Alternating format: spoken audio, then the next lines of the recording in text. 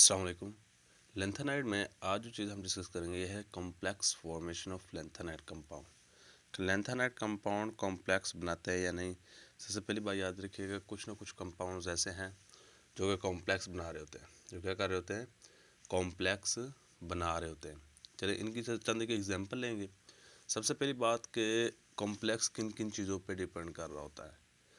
जिनमें सबसे इम्पोर्टेंट बात यह है कि आपका जो लिगेंड होगा जिसने इलेक्ट्रॉन पेयर देने होते हैं उस पर डिपेंड कर रहा है। सबसे पहली बार किस में डिपेंड कर रहा है?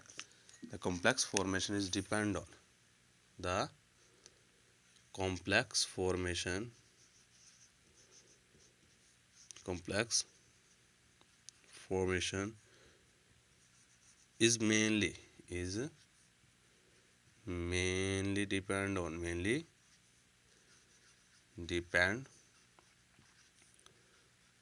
on the electronegativity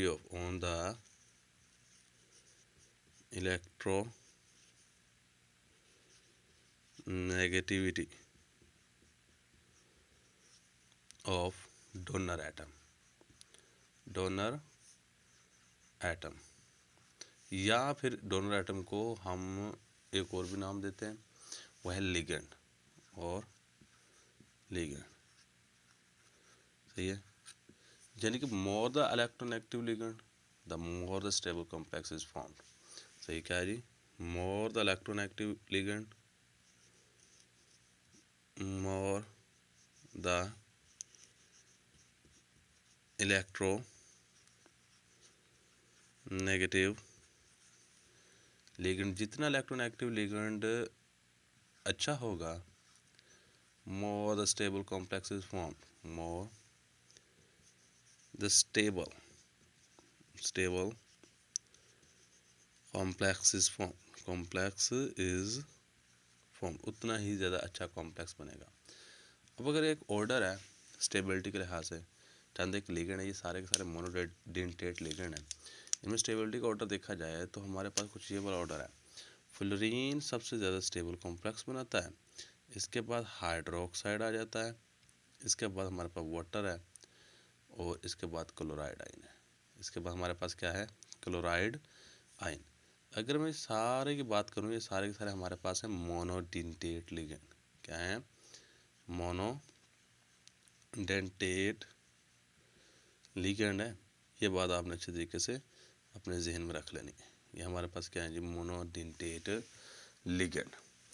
ये अब इसके बाद हमारे पास जो बॉन्डिंग की बात करें, जो कॉम्प्लेक्स बन रहा होता है उसके दरमियान में जो बॉन्डिंग होती है वो अमूमन जो हम कंसीडर कर रहे होते हैं वो आयनिक बॉन्ड होता है। क्या होती है? In complex formation in the complex formation complex बनने में the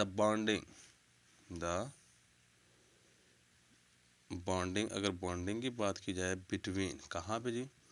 between ligand and metal atom, between ligand and metal atom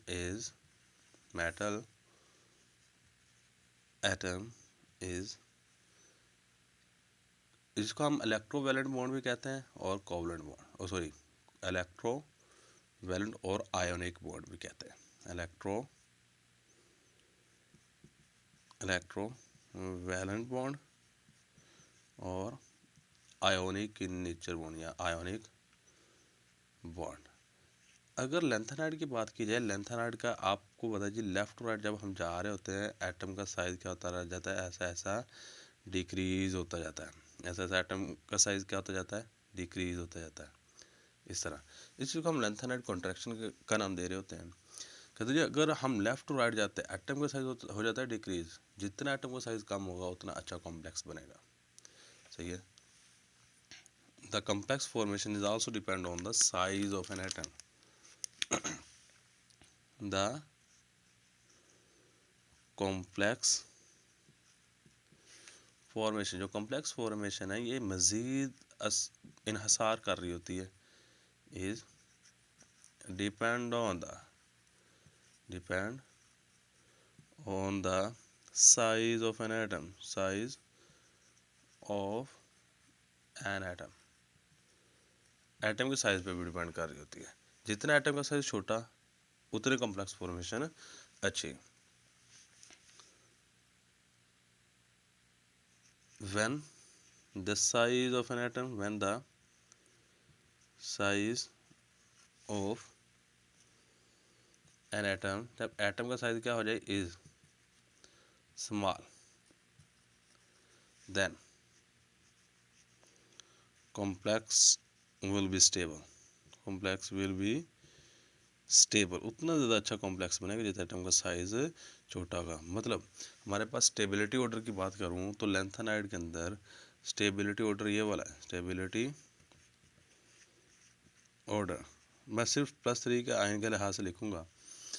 stability order क्या होगा हमारे पास, सीरियम +3 आयन का स्टेबिलिटी सबसे कम होती है कॉम्प्लेक्स फॉर्मेशन की। इसके बाद हमारे पास क्या आ जाता है जी, Pr, इसके बाद Nd, इसके बाद Pm, इसी तरह सो ऑन चलता रहता है। हमें पता है जी जब हम लेफ़्ट टू राइट जा रहे होते हैं साइज एटम का कम हो जाता है उतना स्टेबिलिटी ऑर्डर बढ़ता जाता है। लेकिन ये ज़रूरी नहीं है सिर्फ और सिर्फ साइज ऑफ एन एटम पे डिपेंड करे। बाज़ दफ़ा हमने एक चीज़ लास्ट टाइम डिस्कस की थी, वहाँ पे हाइड्रेशन होती है, हाइड्रेशन होने की वजह से इसका साइज़ थोड़ा सा बड़ा हो जाता है, इसका साइज़ छोटा ही रहता है क्योंकि इसके इर्द गिर्द वाटर के मॉलिक्यूल लग जाते हैं। ये भी चीज़ काफ़ी सारे फैक्टर डिपेंड कर रहे होते हैं। लेकिन जहाँ पर एटम का साइज़ कम होगा वहाँ पर ये एक जनरल रूल है, जहाँ पर एटम का साइज़ कम होगा वहाँ पर हमेशा हमेशा यही बात होती है क्योंकि स्टेबिलिटी ऑर्डर ज़्यादा होता है। चलिए चाहते हैं कि हम कंपाउंड की एग्जांपल ले लेते हैं जो कि हम अमूमन यहाँ पे कॉम्प्लेक्स बन रहे होते हैं। चलिए सबसे पहला कॉम्प्लेक्स मैं यहाँ बात कर लेता हूँ, लैंथेनाइड जिसमें +2 ऑक्सीडेशन स्टेट हो, +2 ऑक्सीडेशन स्टेट हो, ये इस कंपाउंड के साथ कॉम्प्लेक्स बना लेता है N।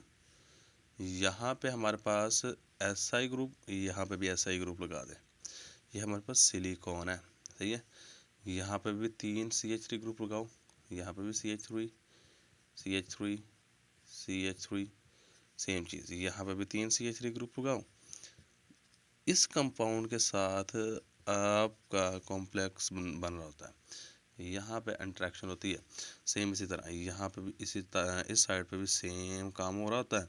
यहाँ पे नाइट्रोजन 2 सिलिकॉन से और सिलिकॉन आगे मज़ीद 3 CH3 ग्रुप से जुड़ी होती है। ये सिलिकॉन आगे किससे जुड़ी होगी, CH3। ये हमारे पास एक एग्जांपल आ गई है कॉम्प्लेक्स फॉर्मेशन की, यहाँ पे CH3।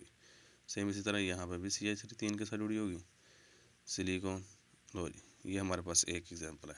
ये वाला कॉम्प्लेक्स एग्जिस्ट करते हैं, ये वाले कॉम्प्लेक्स क्या होते हैं जी, एग्जिस्ट करते हैं। असल में ये वाले कॉम्प्लेक्स होते हैं जो वोलेटाइल इन नेचर होते हैं, वोलाटाइल इन नेचर, बस ये बात आपने याद रखनी है। इसके बाद एक और कॉम्प्लेक्स की बात करते हैं, वो है हमारे पास यूटर्बियम YbAC3,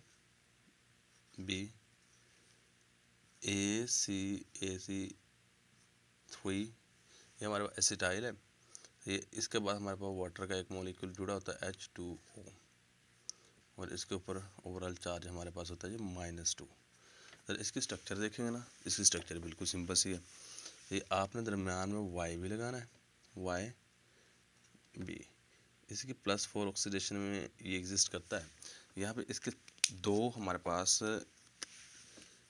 एसिटाइल ग्रुप लग जाना यहाँ पे, तो ये वो कुछ इस तरह हम सिंपली रिप्रेजेंट कर देते हैं, एक ऑक्सीजन यहाँ पे, एक ऑक्सीजन यहाँ पे, एक ऑक्सीजन यहाँ पे और एक ऑक्सीजन यहाँ पे।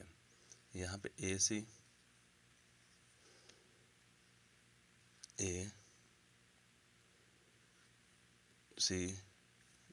पूरा लिख लेंगे, AC।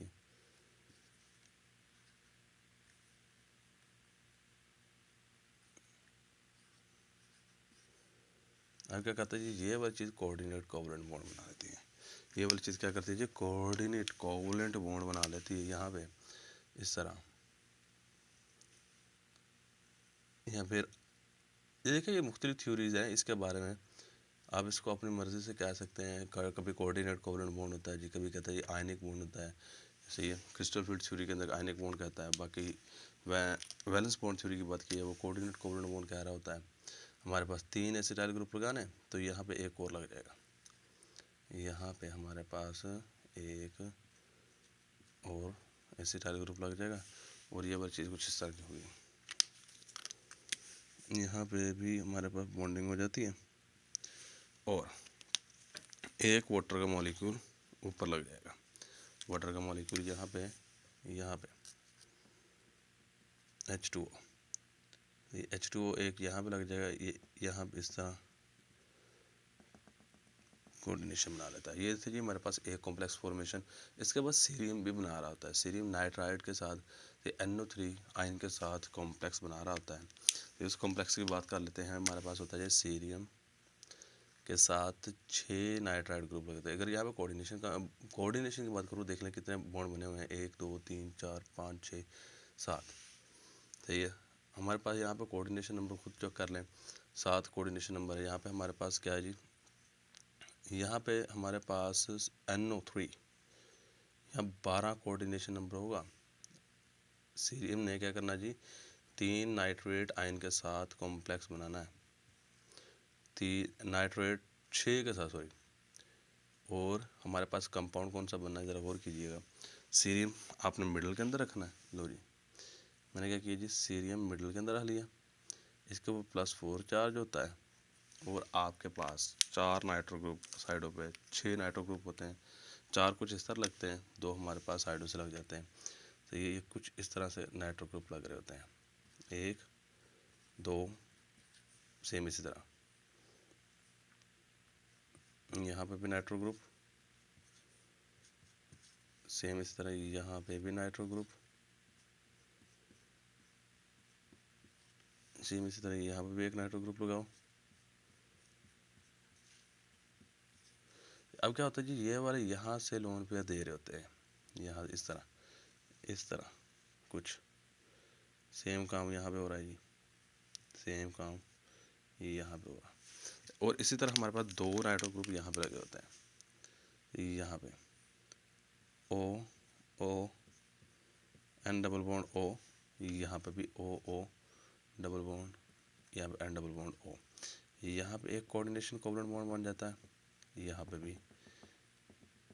ले जी, ये इस तरह का हमारे पास भी कॉम्प्लेक्स एग्जिस्ट करता है। ये लास्ट वाली एग्जांपल बात कर लेते हैं जी। लास्ट वाली एग्जांपल बिल्कुल इजी है। वो लास्ट वाली एग्जांपल क्या है जी, वह है सीरियम CePH3PO, यहाँ पे ट्वाइस आ जाएगी। इसके बाद NO3, 4 हैं ये वाला मोलिक्यूल, और इसके ऊपर ओवरऑल चार्ज है 2-, और इसके ऊपर ओवरऑल चार्ज हमारे पास क्या है, 2 का -2 है। अब इसके स्ट्रक्चर देखते हैं। आपने क्या करना है जी, दरमियान में सीरियम बनाना है। पहले तो 4 नाइट्रो ग्रुप लगाओ, ईच कॉर्नर पे 4 लगा दें। क्या करना है, इसको बनाने का तरीका ये है कि आप हर कॉर्नर पे नाइट्रोजन एटम लगाओ, यहाँ पे भी सेम इस तरह, यहाँ पे भी।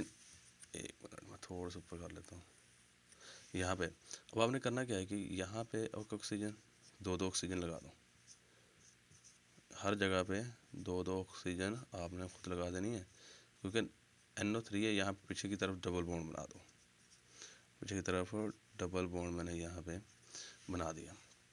अब करना क्या है आपने, यहाँ पे इनका तो डबल बॉन्ड आपने बनाना ही बनाना है। ये इस तरह मैंने नॉन पे डोनेट करवाया। अब इसके बाद क्या होता है जी, 2 हमारे पास फास्फोफिनाइल ग्रुप लगे होते हैं। तो ये किस तरह का होता है जी, हमारे पास O, इसके साथ P लगा होता है, P के साथ 3 PH लगते हैं, phenyl group PH PH PH। Same इसी तरह यहाँ पे भी O, P के साथ 3 PH PH PH ग्रुप लगे होते हैं। यहाँ पे भी इंट्रैक्शन होती है और यहाँ पे भी इंट्रैक्शन हो रही थी। ये था जी हमारे पास कॉम्प्लेक्स, उसके ऊपर ओवरऑल जो चार्ज होता है -2 होता है। ये चांदे कॉम्प्लेक्स हमारे पास एग्जिस्ट करते हैं, इनका नाम याद रखिएगा, किस तरह का फार्मूला है। तो ये था ये हमारे पास आज का लेक्चर, कॉम्प्लेक्स फॉर्मेशन किन किन चीज़ों पर डिपेंड करती है। अल्लाह हाफिज़।